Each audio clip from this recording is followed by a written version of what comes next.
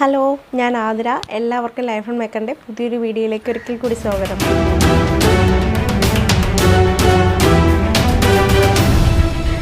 നമ്മുടെ ഓർക്കിഡിൻ്റെയൊക്കെ വീഡിയോസ് നിങ്ങൾ കണ്ടിട്ടുണ്ടായിരിക്കും. അപ്പോൾ നമുക്ക് വീടുകളിൽ ചെടിയൊക്കെ വളർത്താൻ എല്ലാവർക്കും ഇഷ്ടമല്ലേ. അപ്പോൾ പൂക്കളാണ് നമ്മൾ മെയിനായിട്ട് ടാർഗറ്റ് ചെയ്യുന്നത്. ഒരു വീടിൻ്റെ മുറ്റം ഭംഗിയാക്കാനായിട്ട് നമ്മൾ പലതരം ചെടികൾ കൊണ്ടുവന്ന് വെക്കാറുണ്ട്. വളരെ ഭംഗിയായിട്ടുള്ളൊരു പ്ലാന്റാണ്. നമുക്ക് ഒരുപാട് കെയറിങ്ങും കാര്യങ്ങളും ഇല്ലാതെ തന്നെ നല്ല രീതിയിൽ വളർത്തിയെടുക്കാൻ പറ്റിയ നമ്മുടെ ഗ്രൗണ്ട് ഓർക്കിഡ്സിനെ പറ്റിയിട്ടാണ് ഇന്നത്തെ നമ്മുടെ വീഡിയോ.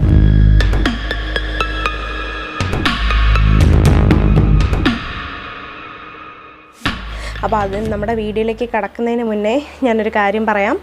അപ്പോൾ കഴിഞ്ഞ വീഡിയോസിനൊക്കെ ഒരുപാട് പേര് കമൻറ്റ്സ് തന്നിട്ടുണ്ട്. അപ്പോൾ അതിനൊക്കെ ഒരുപാട് നന്ദി കേട്ടോ. ഞാൻ മാക്സിമം അതിനൊക്കെ സമയം കണ്ടെത്തി റിപ്ലൈ നൽകാറുണ്ട്. ഞാനൊരു കമൻ്റായിട്ട് കൊടുക്കുന്നതിനെക്കാട്ടിയും നല്ലത് അതൊന്ന് പറയുകയാണെങ്കിൽ അവർക്ക് കുറേ കൂടെ ഒരു പ്രയോജനം തോന്നും. അപ്പം നിങ്ങൾ ചെയ്യേണ്ട കാര്യം എന്ന് വെച്ചാൽ നിങ്ങൾ മാക്സിമം എനിക്ക് നിങ്ങളുടെ ഓരോ അറിവുകൾ ഷെയർ ചെയ്യുക, കമൻസിലൂടെ ഷെയർ ചെയ്യുക. ഞാനത് ഇതുപോലെ വീഡിയോയിൽ ഒന്ന് ഉൾപ്പെടുത്തുന്നതായിരിക്കും. അപ്പോൾ നമുക്ക് പെട്ടെന്ന് തന്നെ നമ്മുടെ കമൻസൊക്കെ ഒന്ന് നോക്കാം. അപ്പോൾ ഫസ്റ്റ് കമൻറ്റ് റാണ റുഷ്ദ എന്ന് പറയുന്ന ഒരു വ്യക്തി ഇട്ടേക്കുന്നതാണ്. ചേച്ചി, ചിലരൊക്കെ പറയുന്നത് കേട്ടു ഓർക്കിഡിന് ഹോർമോൺ യൂസ് ചെയ്യുന്നു വീക്കിൽ ഒരു പ്രാവശ്യം. എന്തിനാണത് യൂസ് ചെയ്യുന്നത്? ഏത് ഹോർമോണാണ് അതിന് യൂസ് ചെയ്യുക? അപ്പോൾ ആദ്യം തന്നെ ഞാൻ പറയാം, ഞാൻ എൻ്റെ ചെടികൾക്ക് ഇതുവരെ ഹോർമോൺ യൂസ് ചെയ്തിട്ടില്ല. അപ്പോൾ നിങ്ങൾക്ക് പല വീഡിയോസിലും ഞാൻ കാണിച്ചു തന്നിട്ടുണ്ട് ഞാൻ എന്തൊക്കെയാണ് എൻ്റെ ചെടികൾക്ക് നൽകുന്നതെന്ന്. അപ്പോൾ അതിനകത്ത് ഞാൻ എപ്പോഴും പറയുന്നത് കെമിക്കലായിട്ടുള്ള യൂസ് ചെയ്തിരുന്നത്. അപ്പോൾ ഞാൻ തന്നെ യൂസ് ചെയ്യുന്നത് ശരിയല്ലോ. അപ്പോൾ ഞാൻ ഹോർമോൺ യൂസ് ചെയ്തിട്ടില്ല.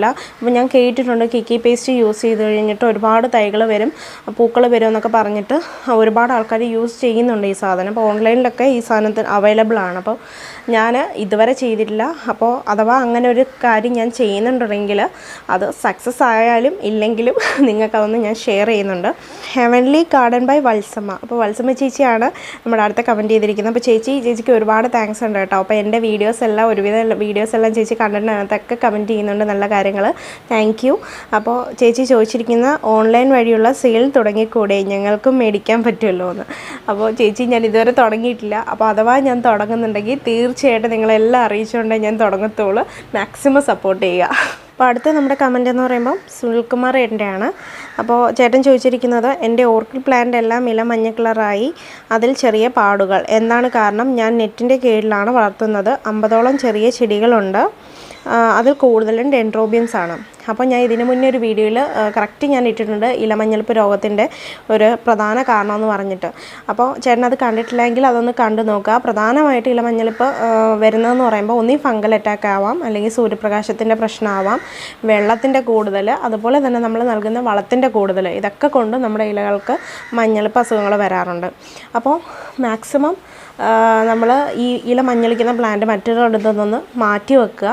പിന്നെ ഈ ചെടികളുടെ ഏറ്റവും അടിയിലത്തെ ഇലയാണ് മഞ്ഞളിക്കുന്നതെങ്കിൽ അത് വലിയ പ്രശ്നമായിട്ട് എടുക്കേണ്ട. കാരണം വെച്ചാൽ പഴകിയ ഇല ആകുമ്പോൾ മഞ്ഞിച്ച് കൊഴിഞ്ഞു പോകാറുണ്ട്. അപ്പം ഇലകളുടെ നാമ്പ് ഭാഗത്താണ് മഞ്ഞളിപ്പ് വരുന്നതെങ്കിൽ മാത്രം ഒന്ന് ശ്രദ്ധിക്കുക. അപ്പോൾ ഈ കാരണങ്ങളൊക്കെ കൊണ്ടാവാം. അപ്പോൾ ചേട്ടൻ അതൊക്കെ ഒന്ന് ശ്രദ്ധിക്കുക. അടുത്ത നമ്മുടെ comment Minhaji T P and Ramseena. രണ്ടുപേരും സെയിം കമൻറ്റാണ് കൊടുത്തിരിക്കുന്നത് കേട്ടോ. കഴിഞ്ഞ ദിവസത്തെ വീഡിയോ കണ്ടിട്ട് അവർ ചോദിച്ചിട്ടുണ്ടായിരുന്നു അമ്മയുടെ ഓർക്കിഡ് കളക്ഷൻസിൻ്റെ ഒരു വീഡിയോ ഒന്ന് കാണിച്ചു തരുമോയെന്ന്. അപ്പോൾ തീർച്ചയായിട്ടും ഞാൻ അമ്മയുടെ ഒരു വീഡിയോ ഓർക്കിഡ് കളക്ഷൻസിൻ്റെ വീഡിയോ ഏതെങ്കിലും ഒരു വീഡിയോയിൽ ഞാൻ ഉൾപ്പെടുത്തുന്നുണ്ട്. അപ്പോൾ അടുത്ത നമ്മുടെ കമൻറ്റ് ഫാത്തിമ സലാം. ചേച്ചി ചോദിച്ചിരിക്കുന്നത് ഈ കെമിക്കൽ വളം ഓൺലൈനിൽ കിട്ടുമോ? Please help. ഒരുപാട് കിക്കീസ് വളർച്ചയിലേ നശിച്ചു പോയിട്ടുണ്ട്. അപ്പോൾ ചേച്ചി, അത് ഞാൻ സോറി പറയുക, ഈ കമൻറ്റിന് റിപ്ലൈ ചെയ്യാൻ കുറച്ച് ലേറ്റ് ആയിട്ടുണ്ട്. അപ്പോൾ ചേച്ചി ചോദിച്ചിരിക്കുന്നത് ഞാൻ കൊടുത്തിരിക്കുന്ന ഗ്രീൻ കെയർ എന്ന് പറയുന്ന കെമിക്കൽ വളത്തിൻ്റെ കാര്യമാണ്. അപ്പോൾ ചേച്ചി, ഞാനിത് ഓൺലൈനിൽ നിന്നല്ല മേടിച്ചത് ഞാൻ അടുത്തുള്ള നഴ്സറിയിൽ നിന്നാണ്. ഒരുപാട് നമ്മുടെ അടുത്തുള്ള ചെറിയ ചെറിയ നഴ്സറികളിൽ വരെ ഈ കെമിക്കൽ വളം നമുക്ക് മേടിക്കാൻ കിട്ടും. അത് ഗ്രീൻ കെയർ ഇല്ലെങ്കിൽ ഓർക്കിഡ് ബോണ്, അങ്ങനെ പല പേരുകളിൽ നമ്മുടെ ഈ ഓർക്കിഡിന് വേണ്ടുള്ള ഫെർട്ടിലൈസർ NPK ചോദിച്ചു കഴിഞ്ഞാൽ കിട്ടാറുണ്ട്. അപ്പോൾ അതിനകത്ത് 2 തരം ഫെർട്ടിലൈസർ ഉണ്ട്, നൈട്രജൻ കൂടുതൽ അടങ്ങിയതും കുറവടങ്ങിയത്. അപ്പോൾ രണ്ടും നമ്മൾ മേടിച്ച് വെക്കണം. എന്ന് വെച്ചാൽ ഒന്ന് തൈകൾ വരാനും മറ്റേത് ഫ്ലവറിങ്ങിന് വേണ്ടിയിട്ടുള്ളതാണ്. അപ്പോൾ ഇത് ഓൺലൈനിൽ മേടിക്കാൻ ഉറപ്പായിട്ടും കിട്ടും. പേരുകൾ ചിലപ്പം വ്യത്യാസം വരാം. ഓർക്കിഡ് ബൂണെന്നൊക്കെ ആയിരിക്കാം ചിലപ്പോൾ. സാധനം എല്ലാം ഒന്ന് തന്നെയാണ്. അപ്പോൾ ഓൺലൈനിൽ മേടിക്കാം. അടുത്തുള്ള നഴ്സറികളിലുണ്ടെങ്കിൽ ചേച്ചിയും തിരക്കി നോക്കുക, ഉറപ്പായിട്ടും കിട്ടും. പിന്നെ കമൻസിനൊക്കെ റിപ്ലൈ ചെയ്തിട്ട് പലരും പറയുന്നൊരു കാര്യമാണ്, ചേച്ചിയുടെ വീഡിയോ കുറേ അങ്ങ് ലെങ്തി ആയി പോകുന്നുണ്ട്, അല്ലെങ്കിൽ ഞാൻ പറയുന്ന കാര്യങ്ങൾ വീണ്ടും റിപ്പീറ്റ് ആയി പോകുന്നുണ്ടെന്ന്. അപ്പോൾ ഒരിക്കലും ഞാനത് അറിഞ്ഞുകൊണ്ട് ചെയ്യുന്ന കാര്യമല്ല. ഞാൻ മാക്സിമം ഒരു ചുരുക്കിയൊക്കെയാണ് പറയാൻ ശ്രമിക്കുന്നത്. പക്ഷെ പറഞ്ഞു വരുമ്പോൾ നിങ്ങൾക്കത് ഇപ്പോൾ എൻ്റെ രീതിയിൽ ഞാൻ പറഞ്ഞു വരുമ്പോൾ ചിലപ്പോൾ അതങ്ങ് ലെങ്തി ആയി പോകും. ഞാൻ കൂടുതലും ആ രീതിയിൽ പറയുമ്പോഴാണ് പലർക്കും അതൊരു മനസ്സിലാവുന്നത്. പിന്നെ റിപ്പീറ്റ് ചെയ്യുന്നത് അറിയാതെ പറ്റിപ്പോകുന്നൊരു കാര്യമാണ്. അതിൽ ഞാൻ സോറി പറയുന്നു. ഇനി അത് ആവർത്തിക്കാതിരിക്കാൻ ഞാൻ മാക്സിമം ശ്രദ്ധിക്കാം കേട്ടോ. എൻ്റെ ഒരു സ്റ്റൈലിലാണ് ഞാനത് പറഞ്ഞു പോകുന്നത്, അതുകൊണ്ട് പറ്റുന്ന പ്രശ്നമാണ്. പിന്നെ ഇതിനകത്ത് ഞാനിപ്പോൾ കുറേ കമൻറ്റ്സ് വായിച്ചിട്ടുണ്ട്. അപ്പോൾ ആ കമൻറ്റുകൾ മറ്റുള്ളവർക്ക് ചിലപ്പോൾ ഒരു വിഷമം തോന്നി, ഞങ്ങളുടെ കമൻറ്റ്സ് വായിച്ചില്ല എന്ന്. സോറി, അത് എല്ലാവരുടെയും കമൻറ്റ് വായിക്കുകയാണെങ്കിൽ അതങ്ങ് ലെങ്തി ആയി പോകും. അപ്പോൾ അതുകൊണ്ടാണ് ഞാൻ കുറച്ച് പേരുടെ കമൻറ്റ് ഇതിൽ പറയുന്നത്. അപ്പം ഇനി വരുന്ന ഓരോ വീഡിയോസിലും ഞാൻ എല്ലാവരുടെയും ഇതുപോലെ ഒന്ന് ഉൾപ്പെടുത്താൻ ശ്രദ്ധിക്കാം. അപ്പം നമുക്ക് നമ്മുടെ ഗ്രൗണ്ട് ഓർക്കിഡ്സിലേക്ക് വരാം. അപ്പോൾ പേര് പോലെ തന്നെ ഈ ഗ്രൗണ്ട് ഓർക്കിഡ് ഒരു ഓർക്കിഡ് ഇനത്തിൽ പെട്ടതാണ് നമ്മുടെ ഈ ഗ്രൗണ്ട് ഓർക്കിഡ്. ചെടിച്ചട്ടിയിൽ നടുന്നത് പോലെ തന്നെ നമുക്ക് നിലത്തും ഈ ഓർക്കിഡ് വളർത്താം എന്നുള്ളതാണ്. അപ്പോൾ ഇതൊക്കെയാണ് എൻ്റെ ഗ്രൗണ്ട് ഓർക്കിഡിൻ്റെ കളക്ഷൻ എന്ന് പറയുമ്പോൾ. അപ്പോൾ ഈ കാണുന്ന കളേഴ്സ് പോലെ തന്നെ 4-5 കളേഴ്സാണ് കൂടുതലും നമുക്ക് ഗ്രൗണ്ട് ഓർക്കിഡിൽ കണ്ടുവരുന്നത്. അതിനകത്ത് ഒന്നാണ് ഇതുപോലത്തെ വൈറ്റ് കളറ്, പിന്നെ ഇതുപോലത്തെ ഒരു പർപ്പിൾ അല്ലെങ്കിൽ വയലറ്റ്, പിന്നെ യെല്ലോ കളേഴ്സ് ഉണ്ട്. അപ്പോൾ ഇതിനകത്ത് യെല്ലോ പൂവില്ല, മഞ്ഞ കളറിലെ ഓർക്കിഡാണ്. ഇതിൻ്റെ പൂവ് ഇപ്പോൾ കഴിഞ്ഞിരിക്കുകയാണ്.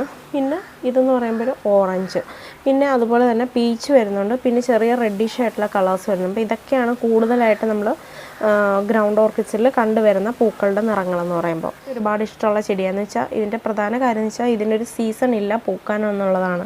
അപ്പോൾ സീസൺ അല്ലാതെ ഫുൾ ടൈം ഇതിനകത്ത് പൂക്കൾ കാണും. അപ്പോൾ ഒരു സ്പൈക്കിൽ ഇതുപോലെ പൂക്കൾ വന്നു കഴിഞ്ഞാൽ ആ പൂ കൊഴിഞ്ഞ് പോയി കഴിയുമ്പോൾ ഉടൻ തന്നെ അടുത്ത സ്പൈക്കിൽ നിന്ന് അടുത്ത സ്പൈക്ക് വന്നിട്ട് പൂക്കളുണ്ടാവും. അതിനകത്ത് പൂക്കളുണ്ടാവുമെന്ന് വെച്ചാൽ കണ്ടോ, ഒരു സ്പൈക്കിൽ നിന്ന് ഇതുപോലെ ഒരു 6-8 പൂക്കൾ ഒരു സ്പൈക്കിൽ നിന്ന് ഉണ്ടാവുന്നത്. ഇത് ഇനിയും മൊട്ടുകളുണ്ട്. അപ്പോൾ ഈ ഒരു പൂക്കളം കൊഴിഞ്ഞു പോയാൽ ഇതിന് അടുത്ത പൂക്കളൊക്കെ വന്ന് ഒരു സ്പൈക്കിൽ ഒരു 6-8 പൂക്കൾ എന്തായാലും കാണും. അതാണ് ഇതിൻ്റെ പ്രധാന ഒരു ഭംഗി എന്ന് പറയുന്നത് തന്നെ. ഇത് പൊതുവേ ഇൻഡോറിൽ വളർത്തുന്ന ഒരു പ്ലാന്റ് അല്ല. പൊതുവേ ഔട്ട്ഡോറിൽ നമ്മൾ പുറത്ത് നട്ട് വളർത്താൻ പറ്റിയ ഒരു ചെടിയാണ് നമ്മുടെ ഈ ഗ്രൗണ്ട് ഓർക്കിഡ്സ് എന്ന് പറയുമ്പോൾ. ഇതിൻ്റെ ഹൈറ്റ് എന്ന് പറയുമ്പോൾ 2 അടി ഹൈറ്റ്, 2 അടി ഉയരം വരെ നമ്മുടെ ഈ ഹൈറ്റ് ചെടികളുടെ ഹൈറ്റ് വരാം. പിന്നെ ഇതിൻ്റെ സ്യൂഡോ ബൾബാണ് ഇത് തൈകൾ വരുന്നതെന്ന് പറയും. അപ്പം ഇതിൽ നിന്ന് മൂട്ടിൽ നിന്ന് തന്നെയാണ് ലീവ്സ് ഇങ്ങനെ വന്നുകൊണ്ടിരിക്കുന്നത്. അപ്പോൾ ഇതിന് പ്രത്യേകിച്ച് ഒരു സ്റ്റമ്മും കാര്യങ്ങളൊന്നുമില്ല. നല്ല ലെങ്തി ആയിട്ടുള്ള ലീവ്സാണ്, അതുപോലെ തന്നെ നല്ല ലെങ്തി ആയിട്ടുള്ള സ്പൈക്കുകളുമാണ്. നമ്മുടെ ഈ ഗ്രൗണ്ട് ഓർക്കിഡ്സ് വളർത്താൻ കുറച്ച് കാര്യങ്ങളൊന്ന് ശ്രദ്ധിക്കണമെങ്കിൽ നമുക്ക് നല്ല രീതിയിൽ ഗ്രൗണ്ട് ഓർക്കിഡുകൾ വീട്ടിൽ വളർത്തിയെടുക്കാൻ സാധിക്കും. അതിനകത്ത് ഒന്നാമത്തെ കാര്യമാണ് സൂര്യപ്രകാശം എന്ന് പറയുമ്പോൾ. അപ്പം നല്ല വെയിൽ ഇഷ്ടപ്പെടുന്ന ഒരു പ്ലാന്റാണ് നമ്മുടെ ഗ്രൗണ്ട് ഓർക്കിഡ്. എന്ന് വെച്ചാൽ തീവ്രമായിട്ടുള്ള വെയിലല്ല, നമ്മുടെ നല്ല രീതിയിലുള്ളൊരു വെയിൽ നമ്മുടെ ഈ ഗ്രൗണ്ട് ഓർക്കിഡ്സിന് ഇഷ്ടമാണ്. അപ്പോൾ വെയിലൊക്കെ കൂടിക്കഴിഞ്ഞാൽ നമുക്കറിയാം ഇതിൻ്റെ ഇലകൾക്കുള്ള പ്രശ്നങ്ങളൊക്കെ അറിയാം. അപ്പം വെയിൽ മാക്സിമം നല്ല രീതിയിൽ നമ്മുടെ ഈ ഗ്രൗണ്ട് ഓർക്കിഡ്സിന് വേണമെങ്കിൽ മാത്രമേ നല്ല പൂക്കളൊക്കെ ഉണ്ടാവുകയുള്ളൂ. പിന്നെ തണുപ്പ് വളരെ ഇഷ്ടപ്പെടുന്ന ഒരു പ്ലാന്റ് അല്ല. നമ്മുടെ ഈ പ്ലാന്റ്സിൻ്റെ കറക്റ്റായിട്ടൊരു വളർച്ചയ്ക്ക് നമ്മൾ ഡെയിലി ഉള്ള നനയാണ് ഏറ്റവും അത്യാവശ്യമുള്ള കാര്യമെന്ന് വെച്ചാൽ. എന്നും നമ്മൾ നനയ്ക്കണം, ഈ പ്ലാന്റ്സിന് നന വേണം. പക്ഷേ ഇതിൻ്റെ വേരുകൾ ചീയുന്ന രീതിയിൽ വെള്ളം ഇതിൽ തങ്ങി നിൽക്കാൻ പാടില്ല. അപ്പോൾ നമ്മളിപ്പോൾ നല്ല രീതിയിൽ നനയ്ക്കുകയാണെങ്കിൽ അത് ഡ്രൈ ഔട്ട് ആവുന്നവരെ പിന്നെ ഇതിന് വെള്ളത്തിൻ്റെ ആവശ്യമില്ല. ഡ്രൈ ഔട്ട് ആയതിന് ശേഷം മാത്രമേ അടുത്ത നന ആവശ്യമുള്ളൂ. അപ്പം ഇത് രാവിലെ തന്നെ നനയ്ക്കുമ്പോൾ രാവിലെ തന്നെ നനയ്ക്കുക. അപ്പോൾ കറക്റ്റ് ആ വെയിലൊക്കെ അടിച്ചിട്ട് അതൊന്ന് ഡ്രെയിനായി പോവുകയും അല്ലെങ്കിൽ മൂടുകളിലൊക്കെ ഒന്ന് ഡ്രൈ ആവുകയും ചെയ്യും. വേരുകളിൽ ഇങ്ങനെ വെള്ളം തങ്ങി നിന്ന് കഴിയുമ്പോൾ സ്യൂഡോ ബൾബാന്ന് ഞാൻ പറഞ്ഞിട്ടുണ്ടായിരുന്നു. അപ്പോൾ സ്യൂഡോ ബൾബുകൾ ചീഞ്ഞു പോകും. അപ്പോൾ അതിന് വേണ്ടിയിട്ടാണ് ഇങ്ങനെ പറയുന്നത്, ഡ്രെയിൻ ആവുന്ന രീതിയിൽ നനയ്ക്കുക എന്നുള്ളത്. വളം നൽകുന്നത് കറക്റ്റ് ഞാനാണെങ്കിൽ എൻ്റെ ഗ്രൗണ്ട് ഓർക്കിഡ്സിന് നൽകുന്ന വളമെന്ന് വെച്ചാൽ ജൈവവളം തന്നെയാണ്. ഞാൻ കെമിക്കൽ ഒരു പ്ലാന്റ്സിനും അങ്ങനെ കൊടുക്കാറില്ല. പിന്നെ പ്രത്യേകിച്ച് ഞാൻ എൻ്റെ ഗ്രൗണ്ട് ഓർക്കിഡിന് ഞാൻ വീട്ടിൽ നിന്ന് വരുന്ന വേസ്റ്റ് വെച്ചിട്ടുള്ള ഓരോ വളങ്ങളാണ് ഞാൻ ഇതിന് ഇട്ട് കൊടുക്കാറുള്ളത്. അപ്പോൾ അതിനകത്ത് നമ്മുടെ ചാണകമുണ്ട്, പച്ച ചാണകം എടുത്തിട്ട് അത് 3 ദിവസം വെച്ചിട്ട് വെള്ളം ഒഴിച്ച് പുളിപ്പിച്ചിട്ട് അത് നേർപ്പിച്ച് നമ്മുടെ ചെടികളുടെ ചോട്ടിൽ ഒഴിച്ചു കൊടുക്കുകയാണ് ഞാൻ പ്രധാനമായിട്ട് ചെയ്യാറുള്ള ഒരു കാര്യമെന്ന് വെച്ചാൽ. അപ്പം അത് ഗ്രോത്തിനും ഫ്ലവറിങ്ങിനും ഒക്കെ വളരെ ഹെൽപ്ഫുള്ളാണ് നമ്മുടെ ഈ ചാണകത്തിൻ്റെ സ്ലറി. അതുപോലെ തന്നെ കടലപ്പിണ്ണാക്ക്, വേപ്പൻ പിണ്ണാക്ക്, എല്ലുപൊടി എല്ലുപൊടി ഇതെല്ലാം സെയിം റേഷ്യോയിൽ എടുത്തിട്ട് ഇതുപോലെ തന്നെ 3 ദിവസം വെച്ച് പുളിപ്പിച്ച് നേർപ്പിച്ച് ഒഴിച്ചു കൊടുക്കാറുണ്ട്.